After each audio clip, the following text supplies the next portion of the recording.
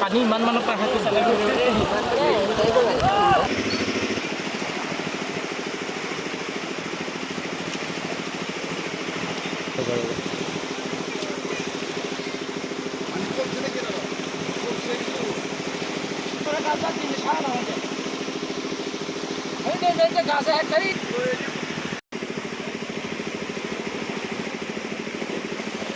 চাওক, এইটো এটা বহুত বৃহৎ ডাঙৰ এৰিয়াৰ দলং হয়। এইটো শিমলুগুৰিৰ পৰা বক্সৰ, ইপিনে আপোনাৰ ডালিমবাৰী, ইপিনে আমাৰ কাৰ্বি আংলঙৰ সংযোগ এটা দলং হয়। আজি এই দলংখন ভাঙি যোৱাৰ পাছত মানুহবিলাকৰ বহুত সমস্যাৰ সন্মুখীন হৈছে। স্কুলীয়া ল'ৰা ছোৱালীৰ সন্মুখীন হৈছে, সমস্যাত পৰিছে।